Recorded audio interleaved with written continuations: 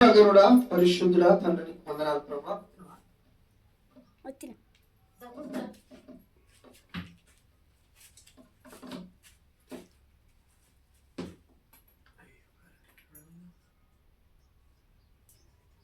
దేవుని నామానికి మహిమ కలుగును గాక.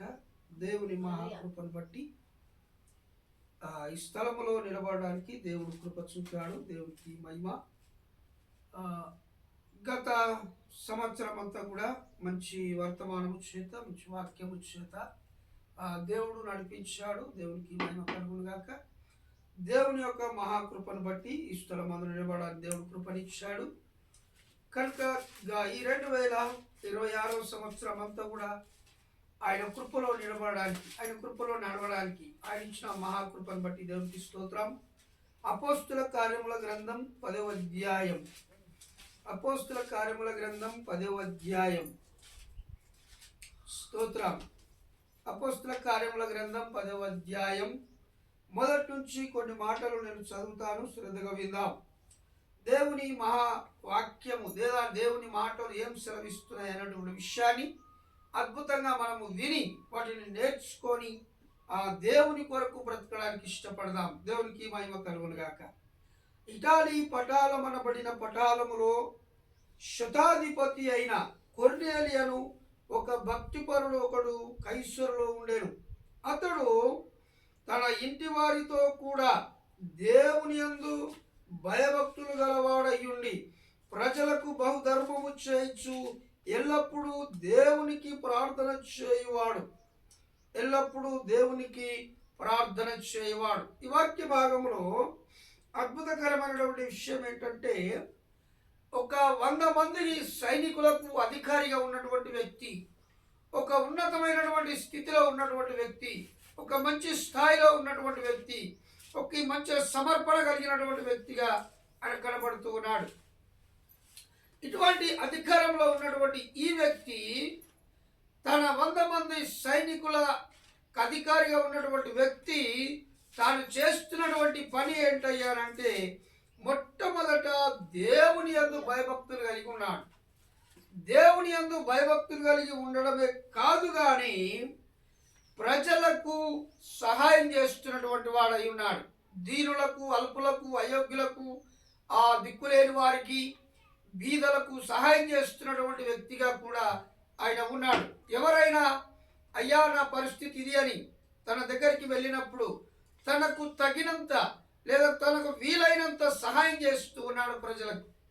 ఎప్పుడైతే దేవుడు తన ఆత్మలో పెట్టిన భారమును బట్టి, దేవుడు తన యందు చూపించిన మార్గమును బట్టి, దేవుడు తనకు సాయం చేసిన విధానమును బట్టి, దేవుడు ఆయనకు చూపిన కృపను బట్టి, దేవుడు అతన్ని ప్రేరేపించిన దానిని బట్టి తాను దేవుని యందు భయభక్తులు కలిగి ఉండడమే కాదు, ఆ ప్రజలకు బహుధర్మము చేయించుండను.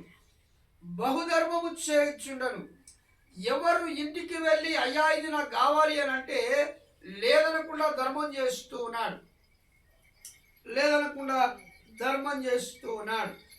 ఎల్లప్పుడూ దేవునికి ప్రార్థన చేయబడి ఉన్నాడు. ఈ 3 విషయాలు తన జీవితంలో చేస్తున్నాడు. కొర్నేలి అనే ఇటాలీ అనే పట్టణములో, ఒక పెద్ద పట్టణములో, ఇటాలీ అనేటువంటి పట్టణములో, రాజ్యములో ఒక 100 మంది సైనికులకు అధికారిగా ఉన్నటువంటి వ్యక్తి, ఒక నాయకుడిగా ఉన్నటువంటి వ్యక్తి, ఒక మంచి స్థాయిలో ఉన్నటువంటి వ్యక్తి, ఒక మంచి అధికారము గొప్ప స్థాయిలో ఉన్నటువంటి వ్యక్తి అయినప్పటికీ తాను దేవుని యందు భయభక్తులు కలిగి ఉన్నాడు. మొట్టమొదట దేవుని యందు భయభక్తులు కలిగి ఉన్నాడు. ఈనాడు దేవుని యందు భయభక్తులు కలిగి ఉండాలి అంటే ఎవరు ఉండడానికి ఇష్టపడరు. కొంచెం స్థాయి పెరిగితే, కొంచెం డబ్బు వస్తే, కొంచెం భూమి జాగలు ఎక్కువ ఉంటే, కొంచెం తెల్లగా బట్టలు వేస్తే మాంతటి ధనవంతుడు లేడని, మాంతటి మనిషి లేడని, మాకున్నంత ఎవరికి లేదని, మేమే అందరికంటే గొప్పవారమని ఒక విధమైనటువంటి గర్వం చేత తిరుగుతూ ఉంటారు. ఒక ఆ మండల ఎంఆర్ఓ కానీ, లేదా మండలంలో ఉన్నటువంటి గిరిదవరి కానీ, లేదా మండలంలో ఉన్న ఏ ఆఫీసర్స్ కానీ, లేదా పిఎస్ ఉన్న ఎస్ఐ కానీ, కానిస్టేబుల్ కానీ, వారికి ఉన్న అధికారాన్ని బట్టి వారు గర్వపడుతూ ఉంటారు. ఇది మేము చేస్తామా, ఇలాంటి స్థలంలోకి వస్తామా, ఇలాంటి ప్రార్థన చేస్తామా, ఇలాంటి భక్తి కలిగి జీవిస్తామా అనేటువంటి విధానంలో ఒక విధానముగా కనబడుతూ ఉంటారు.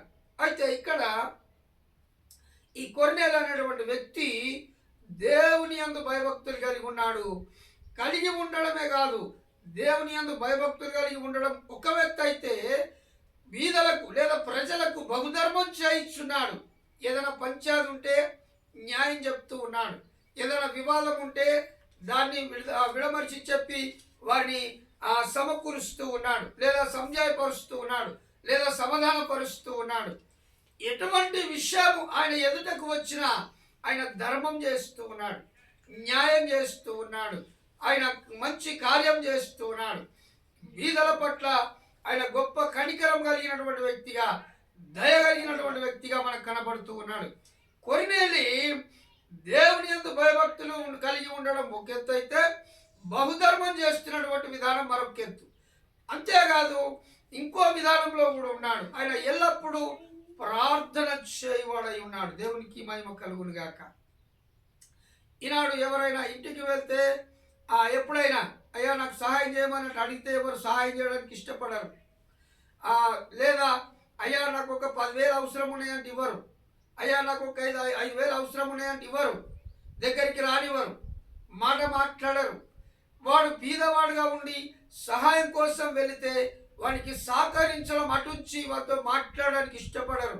వానికి ఛాయ్ తాగిపోయడానికి ఇష్టపడరు. వారితో మాట్లాడి సంభాషణ చేయడానికి ఇష్టపడరు. వారి ఇంటికి వెళ్ళడానికి ఇష్టపడరు. వారిని అటకాల్చడానికి ఇష్టపడరు. వారితో మాట్లాడడానికి ఇష్టపడరు. మాట్లాడితే అటకాల్స్తే ఏదైనా అడుగుతాడేమో, సహాయం అడుగుతాడేమో, పైసలు అడుగుతాడేమో, ఏదైనా అడుగుతాడేమో అని వారితో మాట్లాడడానికి కూడా ఇష్టపడరు. అంటే ఒక బీదవాడు కనబడితే లేదా సహాయం కోసం వస్తే సహాయం చేయడం అటుంచి వాడిని తిడతారు. మీదికెళ్ళి కొన్ని మాటలు తిడతారు.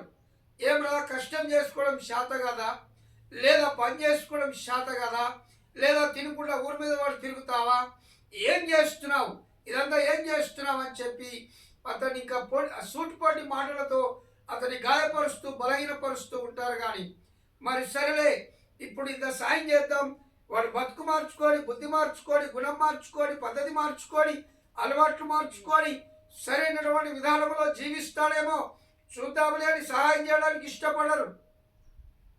దేవునికి మహిమ కలుగును గాక. సహాయం చేయడానికి ఇష్టపడరు, కానీ వాడిని ధిక్కరించి మాట్లాడడానికి కురిగిపోయినటువంటి వ్యక్తి, ఆ బాధలో ఉన్నటువంటి వ్యక్తి ఇంకా సూటిపోటి మాటలతో వాని ప్రాణము తీయడానికి కూడా సిద్ధపడుతూ ఉంటారు. దేవునికి మహిమ కలుగును గాక.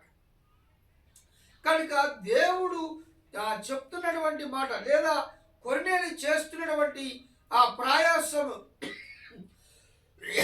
లేదా కొర్నేలి చూపుతున్నటువంటి మార్గము ప్రజలకు బహుధర్మము చేయించున్నాను, బహుధర్మము చేయించున్నాను. ప్రసంగి గ్రంథంలో ఒక వాక్యము రాయబడి ఉంది. బీదవాడి జ్ఞానము మంచిదైనప్పటికీ దాన్ని వెంబడించరు. విశ్వాసుల్లో, అన్యుల్లో కానీ, విశ్వాసుల్లో కానీ, సేవకులలో కానీ బీదవాడి జ్ఞానం మంచిదైనా, మంచి మాటలు చెప్పినా వాడి మాట వినడానికి ఇష్టపడరు. ఆ మాటను అంగీకరించడానికి ఇష్టపడరు. ఆ మాటను వెంబడించడానికి ఇష్టపడరు. ఆ మాటను అంగీకరించడానికి ఇష్టపడరు. ఆ మాట విని దాని ప్రకారం చేస్తే న్యాయం జరుగుతుంది అనేటువంటి విషయాన్ని వాళ్ళు ఆలోచింపక తృణీకరిస్తారు, వ్యతిరేకిస్తారు, త్రూలనాడుతారు, చిన్న చూపు చూస్తారు. నువ్వు చెప్తే మేము వింటామా అనేటువంటి లెక్కలు కూడా మాట్లాడుతూ ఉంటారు. ఇది బాధాకరమైనటువంటి విషయం. అయితే ఇక్కడ కొర్నేలి ప్రజలకు బహుధర్మం చేస్తూ ఉన్నాడు. ప్రజలకు బహుధర్మం చేయవాడిగా ఆయన ఉంటూ ఉన్నాడు. తర్వాత ఆయన భయభక్తులు కలిగి ఉన్నాడు. తర్వాత ఆయన ఎల్లప్పుడూ దేవునికి ప్రార్థన చేయవాడై ఉన్నాడు. ఈనాడు ప్రార్థన అంశాలు చాలా ఉన్నాయి. దేవునికి స్తోత్రం. దేవుని సేవకులంగా ప్రార్థన మీటింగ్లో ఉన్నప్పుడు కానీ, ఎక్కడైనా మీటింగ్లో జరిగినప్పుడు అయ్యా మా కుటుంబం కోసం, మా పరిచయ కోసం, లేదా మాకున్నటువంటి కష్టాలు దేవుడు తొలగించినట్లుగా ప్రార్థన చేయండి అనేటువంటి సహాయాలు కోరినప్పుడు ఖచ్చితంగా వారి పేరును రాసుకొని, వారి ప్రార్థన అంశాన్ని, వారి సమస్యను రాసుకొని ప్రార్థన చేస్తూ ఉన్నప్పుడు దేవుడు అనేకులకు విడుదలను ఇచ్చాడు. అనేకులకు దేవుడు సహాయం చేశాడు. అనేకుల సమస్యల నుంచి దేవుడు కాపాడాడు. దేవునికి మహిమ కలుగును గాక. దేవుని సన్నిధిలో ప్రార్థన చేసే వ్యక్తి ఎవరయ్యా అంటే ఒక దైవ సేవకుడు మాత్రమే. ఒక దైవ సేవకుడు మాత్రమే. దేవుని నమ్మిన బిడ్డలు మాత్రమే దేవుని సన్నిధిలో మోకరించి కన్నీరు గార్చి ప్రార్థన చేసినప్పుడు దేవుడు అద్భుతంగా సహాయం చేస్తాడు. దేవుడు అద్భుతంగా సమస్యను దూరం చేస్తాడు. దేవుడు అద్భుతంగా ఆ గొప్ప కార్యం మన పట్ల చేయడానికి ఇష్టపడతాడు.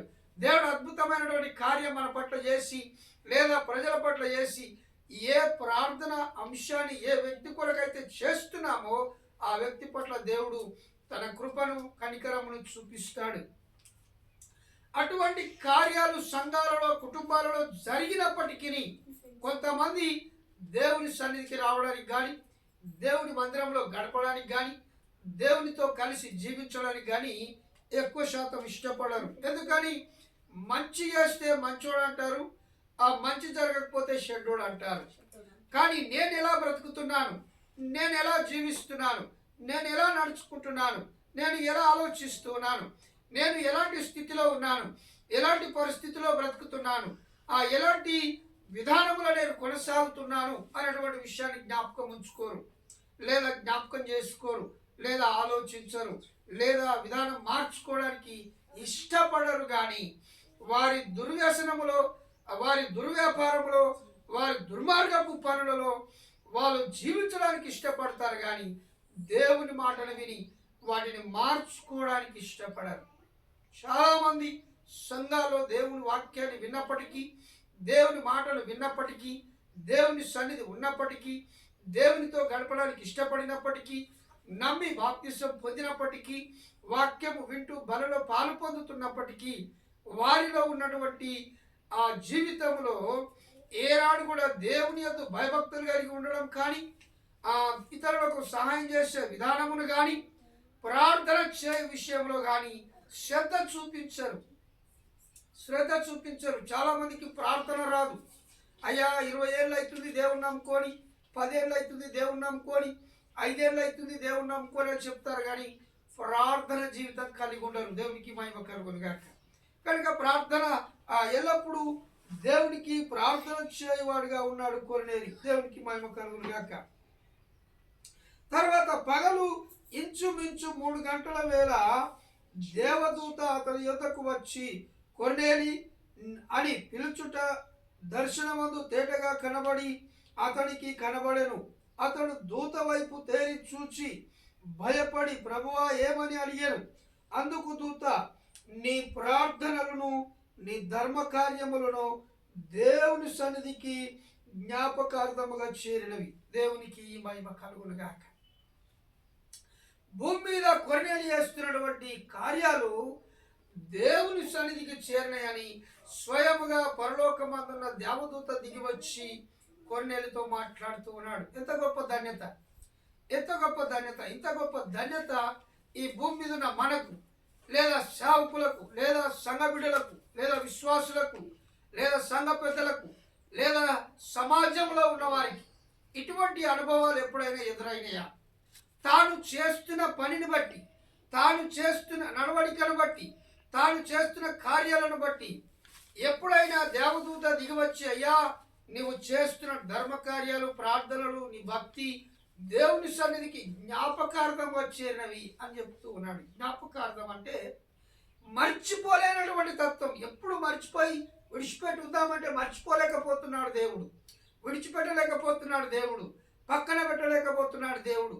ఇతడు చేస్తున్న ధర్మ కార్యాలు, ప్రార్థనలు, ఆయన కలిగి ఉన్న భయము, భక్తి దేవుణ్ణి కదిలిస్తూ ఉన్నాయి, దేవుణ్ణి మహిమపరుస్తూ ఉన్నాయి, దేవుణ్ణి స్తుతిస్తూ ఉన్నాయి. దేవుని సన్నిధిలో దేవుణ్ణి కదిలించి దేవుడు దేవదూత ద్వారా జవాబు పంపించేంత స్థాయిలో అతని కార్యాలు, అతని జీవితం దేవుని సన్నిధిలో కనబడుతూ ఉన్నది. కనుక ఎప్పుడైతే దేవుని సన్నిధిలో ఆయన కార్యాలు చేరినాయో వెంటనే దేవుడు, ఒరే నాయన అతడు చేస్తున్నటువంటి పనులు అత్యధికంగా ఉన్నాయి, నన్నే ఆ కదిలించే స్థాయిలో అతను పనిచేస్తూ ఉన్నాడు. కనుక నువ్వు వెళ్ళి అతనితో చెప్పు, ఇదిగో నాయన నువ్వు చేస్తున్న కార్యాలు, నువ్వు చేస్తున్న ధర్మాలు, నువ్వు చేస్తున్న ప్రార్థన దేవుని సన్నిధికి చేరిందని ఒక మాటగా చెప్పుమని దేవదూతను పంపించాడు. తర్వాత జ్ఞాపకార్థం ఇప్పుడు నీవు యొప్పేకు మనుషులను పంపి పేతురును మారు పేరు గల సీమోనును పిలిపించుము. ఆ కొర్నేలి ఇంటికి దేవదూత వచ్చి ఇది చెప్పిన తర్వాత యొప్పే అనే ఒక ఊరిలో ఒక దైవ సేవకుడు ఉన్నాడు, అతనిని ఇంటికి పిలిపించుకో, అతన్ని పిలిపించుకొని నువ్వు రక్షణ పొందుకో, లేదా బాప్తిసం తీసుకొని రక్షణ పొందుకో, తర్వాత నీ కుటుంబంలో కుటుంబ ప్రార్థన పెట్టించుకో, అతని ద్వారా ప్రార్థన చేయించుకో, దేవుడు నిన్ను ఆశీర్వదించబోతున్నాడని దేవదూత కొర్నేలితో మాట్లాడినప్పుడు నిజముగా దేవుని మాట విని తన సైనికుల్లో ఇద్దరిని యొప్పేకు పంపించి ఆ చర్మకారుడైనటువంటి సీమోను ఇంటిలో ఉన్న మారు పేరు గల సీమోను అనే యేసుప్రభు శిష్యులో ఒక్కడైనటువంటి సీమోను అతని ఇంటిలో ఉన్నప్పుడు ఆ కొర్నేలి తన ఇద్దరు మనుషులను పంపించాడు యొప్పే అనే గ్రామానికి. పంపించినప్పుడు వీరు వెళ్తూ ఉన్న మార్గంలో దేవుడు పేతురుకు ఒక దర్శనమునిచ్చాడు. 4 చెంగులతో కట్టబడిన ఒక దుప్పటి పాత్ర లాంటి ఆ దిగివచ్చుట చూశాడు. అందులో ఈ భూమి మీద ఉన్న జంతువులన్నీ ఉన్నాయి, వాటిలో దేనినైనా చంపుకొని తిను, ఆకలి అవుతుందని బాధపడుతున్నావు కదా పేతురు అని దేవుడు దర్శనం ఇచ్చి మాట్లాడినప్పుడు అయ్యా నిషిద్ధమైంది ఏది కూడా నేను తినలేదన్నాడు. అక్కడ జరిగిన సంభాషణ నేను చెప్పింది నువ్వు తినవచ్చు అన్నాడు, లేదు నేను తిననన్నాడు. సరే మంచిదని అది పాత్ర వెళ్ళిపోయింది. తర్వాత ఆ దుప్పటి పాత్రలో ఉన్నటువంటి ఆ నీచమైన జంతువుల లాంటి తగ్గుముఖం కలిగినటువంటి ఆ ఇద్దరు వ్యక్తులు ఆ సీమోను పేతురు దగ్గరికి వచ్చి పిలిచినప్పుడు ఆయన ఒక మాట ఆ వ్యక్తులను గురించి పరిశుద్ధాత్మ దేవుడు సీమోను పేతురుతో మాట్లాడుతున్నాడు. అయ్యా నీ దగ్గరికి ఇద్దరు మనుషులు వచ్చారు, వారు నిన్ను తోలుకుపోవడానికి వచ్చారు, నిన్ను పిలువ వచ్చారు, నువ్వు త్వరగా దిగి ఆ వ్యక్తుల దగ్గరికి వెళ్ళమని ఆ పరిశుద్ధాత్మ దేవుడు సీమోను పేతురుతో మాట్లాడినప్పుడు ఆయన త్వరగా దిగి వచ్చి అయ్యా మీరు వెతుకుతున్న వ్యక్తిని నేనే అని చెప్పినప్పుడు అయ్యా మా అధికారుడు మా నాయకుడు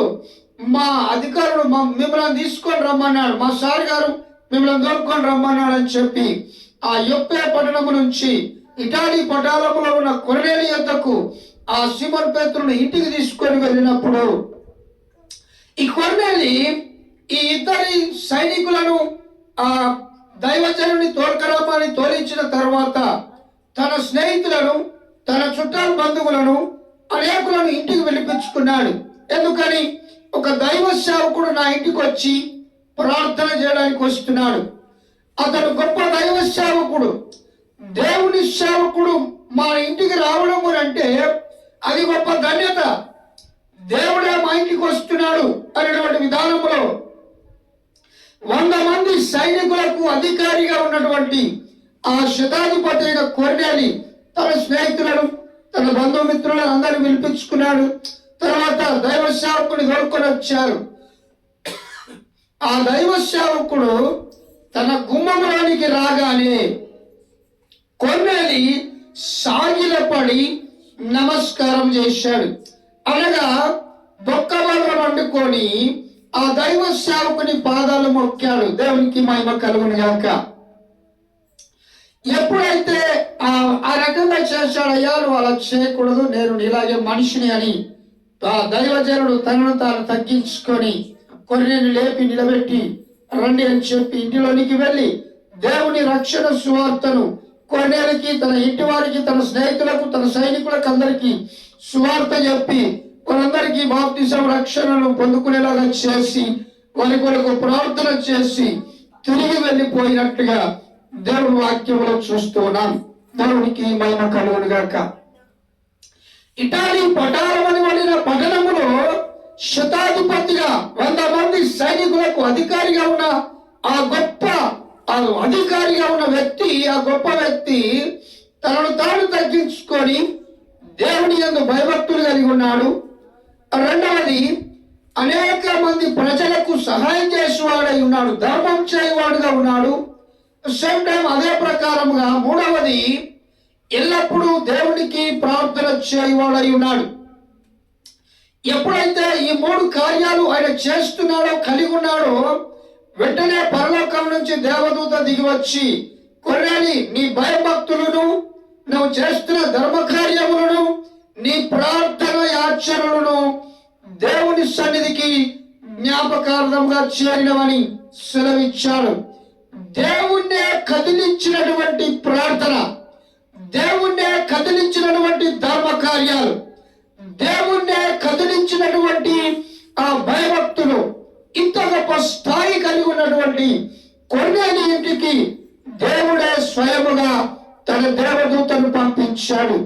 వెళ్ళు, ఆ కొర్నేలి ఇంటికి వెళ్ళి ఈ రక్షణ సువార్త నిమిత్తమై సమాచారం అందించమని దేవదూతను పంపించినప్పుడు మధ్యాహ్నం 3 గంటల సమయంలో దేవదూత దిగి వచ్చి తను ప్రార్థన చేస్తున్న సందర్భంలో, కొర్నేలి, నీ ఆచరణను, నీ ధర్మ కార్యములను దేవుని సన్నిధికి జ్ఞాపకార్థంగా చేరినవని చెప్పిన తర్వాత, ఇదిగో నీవిద్దరి మనుషులను యొప్పే ప్రాంతానికి పంపించి అక్కడ ఒక దైవ సేవకుడు ఉన్నాడు, అతన్ని పిలిపించుకొని అతని ద్వారా ప్రార్థన చేయించుకొని అతని ద్వారా రక్షణ పొందుకొని, నీవు దేవుని యందు భయభక్తులు జీవిస్తున్నావు కనుక ఆ రక్షణ పొందుకోవడానికి ఆ సేవకుడు వినిపించుకోమని దేవదూత చెప్పిన మాట ప్రకారం కొర్నేలి అదే ప్రకారం చేశాడు. దేవునికి మహిమ కలుగునుగాక. ఎప్పుడైతే కొర్నేలి ఆ ప్రకారం చేశాడో అద్భుతంగా పట్టణములో ఒక మంచి స్థాయిలో, ఒక ఉన్నతమైన స్థాయిలో అతను జీవిస్తున్నట్లుగా దేవుని వాక్యం చూస్తూ ఉన్నాం. చూద్దాం ఒక మాట, 22వ వాక్యం. అందుకు వాడు నీతిమంతుడును, దేవునికి భయపడేవాడును, యూదా జనులందరి వలన మంచి పేరు పొందినవాడునైన శతాధిపతి అను కొర్నేలి అను ఒక మనుష్యుడున్నాడు. అతడు నిన్ను తన ఇంటికి పిలువనంపించి నేను చెప్పు మాటలు వినవలెనని పరిశుద్ధ దూత వలన బోధింపబడనని చెప్పి, అప్పుడు అతడు వారిని లోపలికి పిలిచి ఆతిథ్యం ఇచ్చెను. దైవ సేవకుని మాటలు వినాలనేటువంటి లేదా దేవుని గురించిన సమాచారము ఇంకెక్కువగా తెలుసుకోవలనని, దేవుని యొక్క విషయాలను దేవుని సేవకుని నోటి నుండి వినాలని, దేవుని సేవకుడు తనను ఆశీర్వదించాలని దేవుని దూత చెప్పినటువంటి మాట ప్రకారం దేవుని సేవకుని ఆ శతాధిపతి అయిన కొర్నేలి ఆ సేవకుని ఇంటికి పిలిపించుకొని అతని సాగిలపడి అతని ప్రాణములు మొక్కి అతనికి గౌరవించి విలువనిచ్చి మర్యాద ఇచ్చి ఇంటిలోకి పిలిపించుకొని అతనికి ఆతిథ్యం ఇచ్చారు అని వ్రాయబడి ఉంది. ఆతిథ్యం అనగా తనకు కలిగి ఉన్నది ఇవ్వడం. దేవుని సేవకుడు ఇంటికి వస్తే ఈనాడు సమాజంలో ఏమైపోయిందంటే వస్తుండ్రా బైబిల్ పట్టుకొని పెద్ద బిచ్చగాడు అన్నట్టు చూస్తున్నారు. వీడు ఒక్కనాడు కూడా 10 రూపాయలు కానుకల పెట్టలేయాడు, కానీ ఈయన తాగుబోతూ తిరుగుబోతుగా తిరుగుతూ వస్తున్నాడు రా పెద్ద బిచ్చగాడు బైబిల్ పట్టుకొని అని మాట్లాడతాడు. ఆయన బతుకులు అయినాడు, చర్చికి రావడం, ఒక 10 రూపాయలు కానుక పెట్టలేడు. ఆ దైవ సేవకుడు సహాయం చేద్దాము, మరి ఇంతగానో కష్టపడి ప్రార్థన చేస్తూ సేవ చేస్తున్నాడు. నిజముగా దైవజనుడు పెద్ద పూజారి, అందరి పూజారుల కంటే పెద్ద పూజారి, ఆయన ధర్మకార్యాలు ఆయన ప్రార్థనలు దేవుడు వింటున్నాడు, సాయం చేస్తున్నాడని అనుభవించినప్పటికీ, తెలుసుకున్నప్పటికీ, అర్థమైనప్పటికీ అర్థం కానట్టు, ఏం తెలియనట్టు, ఏం మంచి శిలుకోలే దేవుని వ్యతిరేకిస్తూ అస్తుండ్రయ్యగా అన్నట్టు మాట్లాడుతూ ఉంటారు. దుర్మార్గపు ఆలోచన, మంచి ఆలోచన కలిగి ఉండరు, మంచి మనసు కలిగి ఉండరు, మంచి విధానం కలిగి ఉండడానికి ఇష్టపడరు, కానీ దేవునికి ఆటంకముగా, దేవుని కార్యములకు అడ్డుకట్టగా నిలబడడానికి ఇష్టపడుతూ ఉంటారు. స్వార్థ చేస్తే కొడుతున్నారు. దుర్మార్గం ఎంత బాధాకరమనంటే, బైబిల్ను చూసినా సువార్త విన్నా తమ బ్రతుకులు మారుతాయనే భయం, తమ జీవితంలో చేయబడిన పాపములు వారిని భయపెడతాయి. వారి జీవితంలో వారి కలిగి ఉన్న వారి స్థితి వారిని భయపెడుతుంది. అయ్యో మేము ఇలాంటి పనులు చేయకుండా చేయకూడదని చెప్తున్నటువంటి బోధ మాకొద్దు, మాకు అక్కర్లేదని వారు భయపడి దేవునికి దూరంగా బతకడానికి ఇష్టపడుతున్నారు. ఆ చీకటిలో, ఆ పాపపు మాయా ఉచ్చులో బ్రతకడానికి ఇష్టపడుతున్నారు. కానీ ఆ మాయా ఉచ్చును విడిచిపెట్టి నిజమైనటువంటి దేవుణ్ణి రక్షకుడని ఒప్పుకొని ఒక మనిషి మనిషిగా బ్రతకడానికి ఇష్టపడతలేరు. ఒక మనిషి మంచి మనిషిగా జీవించడానికి ఇష్టపడతలేరు. గోదలను గోదలుగా జీవించమని చెప్పని అవసరం లేదు. పశువులను పశువుగా జీవించమని చెప్పని అవసరం లేదు. జంతువులను జంతువులుగా జీవించమని చెప్పని అవసరం లేదు. కానీ మనిషి మనిషిగా జీవించాలనేటువంటి విషయాన్ని ప్రతి వ్యక్తికి చెప్పాలి, బోధించాలి అని దేవుడు సృష్టికర్త దేవుని సేవకులను ఏర్పాటు చేశాడు. దేవునికి మహిమ కలుగును గాక. వాళ్ళు కొన్నిసార్లు జగడమాడుతూ ఉన్నప్పుడు నువ్వు మనిషివేనా, ఏం మాట్లాడుతున్నావు అని మాట్లాడుతూ ఉంటారు. ఎందుకని? మనిషిలా ప్రవర్తించకుండా పశువులా ప్రవర్తిస్తూ ఉంటారు కనుక ఆ మాట వస్తుంటది. ఎందుకని? ఆ స్వభావము, ఆ గుణము, ఆ లక్షణము అది మార్పు రావాలి. నువ్వు మనిషి మనిషిగా బ్రతకడానికి దేవుని కార్యాలు నీ జీవితంలో చూస్తే గాని నీకు అర్థం కాదు. అందుకే ఇటాలీ పటాలమనబడిన పటాలములో శతాధిపతి అయిన కొర్నేలియను భక్తి పరుడొకడు కైసరులో ఉండెను. అతడు తన ఇంటి వారందరితో కూడా దేవుని యందు భయభక్తులు కలిగి ఉండేను. ఇంటి వారితో అందరితో కుటుంబం అంతా కలిసి నీతిగా, న్యాయముగా, ధర్మంగా దేవుని సన్నిధిలో భయభక్తులు కలిగి జీవిస్తూ ఉన్నారు. ఇది పొద్దుగాల ఒక భక్తి, మధ్యాహ్నం ఒక భక్తి, సాయంత్రం ఒక భక్తి కాదు. బ్రతుకు కాలమెల్లా భూమి మీద ఆయుష్ కలిగి బ్రతికినంత కాలం ప్రతిష్ట కలిగి, నిష్ట కలిగి, పరిశుద్ధాత్మ సహాయముతో జీవించేటువంటి ఈ భక్తిని కొంతమంది తూలనాడుతూ ఉన్నారు, కొంతమంది వ్యతిరేకిస్తూ ఉన్నారు, కొంతమంది తనను తాను భయంకరమైన స్థితికి అప్పచెప్పుకుంటూ ఉన్నారు. దేవునికి మహిమ కలుగును గాక. కనుక ఈ కొర్నేలి అని ఈ వ్యక్తి ఎప్పుడైతే భయభక్తులు కలిగి జీవించడానికి ఇష్టపడ్డాడో దేవుడు అతని పట్ల గొప్ప కార్యము చేశాడు. అద్భుతంగా అతన్ని దీవించి ఆశీర్వదించి ఒక ఉన్నతమైన స్థితికి తీసుకెళ్లాడు. ఒక మంచి కార్యం అతని పట్ల చేశాడు. ఒక గొప్ప కార్యం అతని పట్ల చేసి ఒక మంచి స్థాయిలో అతన్ని చూపించడానికి, ఒక మంచి స్థాయిలో అతన్ని నిలబెట్టడానికి దేవుడు ఇష్టపడ్డాడు. దేవునికి మహిమ కలుగును గాక.